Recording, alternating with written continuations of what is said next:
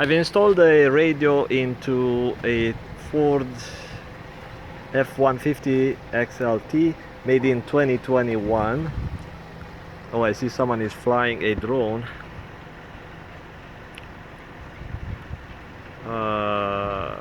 That's a commercial type of drone. Well, it's a Inspire DJI Inspire. I think the way I see it from here, very stable in the air. So it's nothing to do with my video, but yeah. So let's see how high it goes.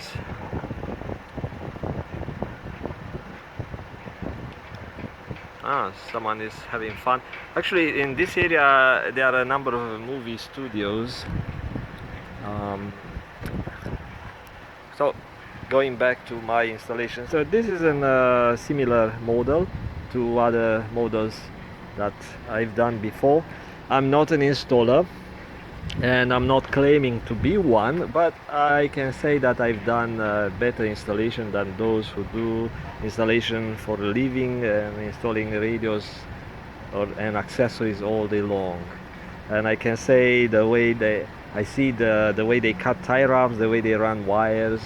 Those people probably hate their job and they want to go back home or back to some easy stuff, and they rush lots of jobs. So it's not only about one guy. I've seen several other accessories and mobile radio installations coming in for repair. And myself, since I'm not an installer, I take time and I do it right. Yeah, that drone is still up in the air. I don't know if I see it in the camera, but you see this airplane? It's at almost the same height. So I see that, yes, the drone is at the same height, the airplane is at the same height. The airplane went beside the drone. It's like about 100 meters away from the drone. Yes, that's kind of the distance, about 100 meters, maybe 150 meters. I'm pretty good at measuring distances since I fly airplanes and stuff when I have money. Yes, so coming back to this thing, I'm showing you quickly how the radio goes into this model. This is a model with larger screen display when compared to some other model that have a really tiny one, and on this type of screen you have to be careful how you deal with electronics and electronic circuits, and especially with grounding. If you attach the grounding here somewhere, make sure you don't do something that I've done once, and I did not blow a fuse. I did something on the firmware of a big screen display because of the grounding. So learn from that one. Good thing that the dealership had the programming tool and reprogrammed the alarm and the radio and everything. That's the way they claimed. They said that they had to reprogram the firmware and everything, so the alarm and the locking mechanism would work again. Go back to the radio story. So you see there the antenna, I left a little slack. I came with a cable on the left side. I ran my harness through here and underneath, and I came here. So in order to access this area, you have to take this gasket. So you pull this gasket out, you pull this stream, you pull it up, and probably you can leave it open a bit or maybe move it aside. Then you access this part, but this part in this model is connected, is attached under this stream, so you have to try this on open. So this first, this one, pull this one out like that by hand. You don't need a pry tool on this thing. Once this one is out, then you can pull this one out. Why you need to pull this one out? Because unless you want to run the harness and hide it all on that side, that's okay, but here you have a good grounding point, so you can run the harness here beside the ground harness and attach to another bolt here, or maybe you install another nut and bolt into the same ground which is connected to the chassis. Then I use, like in my other video I showed you, I use the fuse adapter here in the fuse panel, and I use a fuse that is being used for 360 camera, GPS, something that it's switched with the ignition, so you don't have to keep the engine on. Like I've seen the customer having all the radios in the fleet installed in a model of a GM or something, the ones with the start button. And the installer, what he did, the installer connected the radio to a circuit that is enabled only with the engine on. I thought that's really silly. Stupid, silly, doesn't matter, it's the same.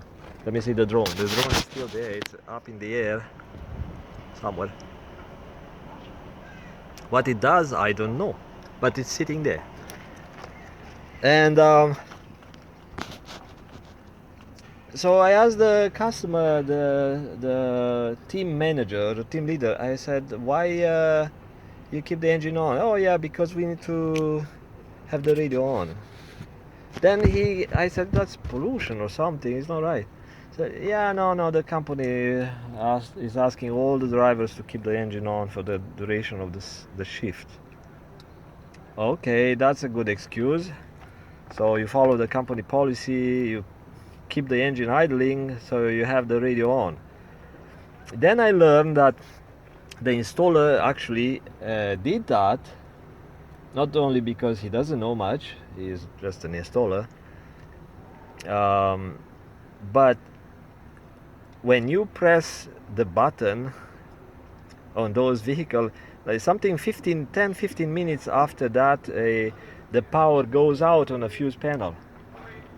So you have to find a different way, and for this type of cases I use a timer that I set for 9 hours, 10 hours, and it detects. I can set it with ignition wire control. When the driver starts the car first time in the morning, it starts the timer for 8 to 12 hours. I can program that one by dip switches. And another option of those timers is that it detects when you start the engine, because the battery drops suddenly when you crank the engine, and it starts the timer, and it keeps the radio on until you shut down the engine. I don't know how long, it depends how you program. It's a number of these switches. So that's kind of solution I use. I've seen another company, I used to work for that company, they use a relay connected to the accessories. Myself, I don't see it's overkill. I mean, it's a good way to do it. The relay contacts can take larger current, but this radio takes about 9 amps. And I found a 15 amp circuit, and it's nothing on that one except 360 camera, which is not equipped on this car, and I've used that one for the fuse. Some people choose to tap into this thing and other things that might have switched power. So different ways to get around some challenges when you are on the field. So anyway, that's the way I've done it inside. So let me take you from to the antenna. As you can see, the antenna, I try to align it with FM antenna. Some people might say it's reducing the antenna performance. Yeah, it's minimal. Maybe you get like a half kilometer less range or something because of the aesthetics on this thing. I used to install it here on the fender with a special bracket that we get from a supplier that are custom made for these cars. We had a customer, unionized company, they were complaining that the brackets are kind of sticking out, so I thought, okay, I don't want the drivers to purposely hit the bracket and injure themselves and then complain, because that bracket will stick out about here, then you have the antenna here, and then it's not symmetrical. I mean, it's okay. I've done so many of those. Like I said, I'm not an installer. Again, I have to mention that it's like when you deal with something that you want to learn about COVID. Let me open the valve.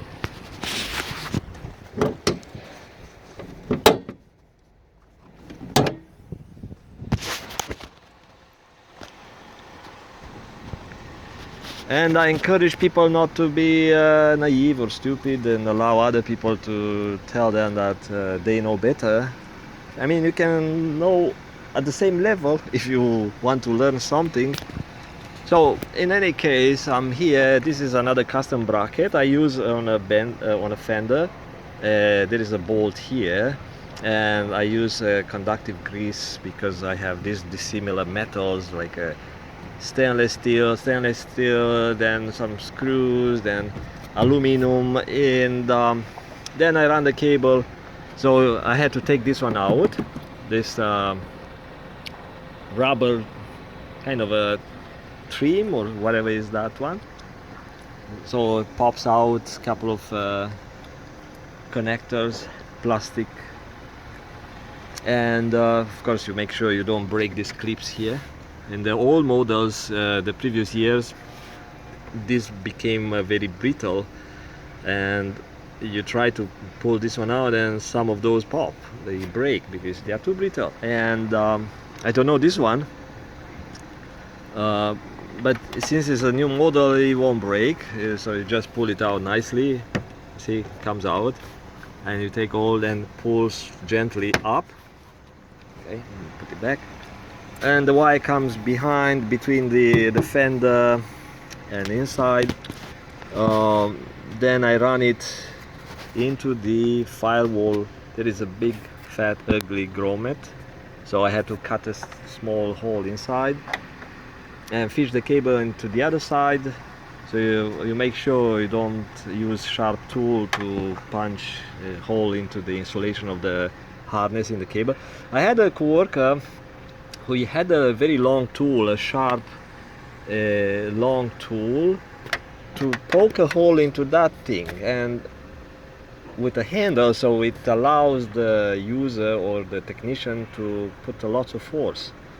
And I said, I don't want you to, because he was under my supervision, and I don't want you to use that device, sharp device here next to the harness. And it was exact the same customer, exact the same place right here. And he started to argue. He said, no, I'm not, I've used this for so many years and I never poked any cable, any hole in the insulation. I said, I don't want to work around me. And he started to argue, so I said, okay, let's talk to the manager. So I never so in my job description it doesn't say to be an informant, like okay, talk to the boss about your coworker. That's called informant, being an informant in my books.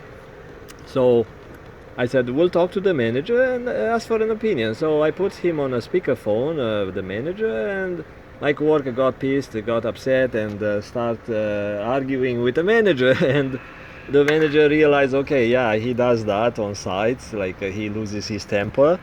Yeah, so he was told that, you know, if your colleague who is your supervisor for that job tells you how you install and how you use the tools because he haven't got us any problems, then you follow that guideline. Anyway, so that's a side story. I make my adventure as like stories, including installations. So yeah, it looks okay here. The drone is down. I don't see the drone anymore. And sometimes I put some silicone here on this flap. Sometimes I run the cable through here. Depends where is this bolt. So if sometimes the bolt is about here, and I don't mind to have an exposed piece of coaxial cable. I don't see what I'm recording so much. It's very sunny. Okay, so sometimes I run it through here and it goes down sometimes, but in other cases I do install it this way, and I use a bit of silicone underneath to keep things. Let's see what I'm recording. I don't see. Oh, right. I use some silicone here to keep things in place. So once the silicone dries, the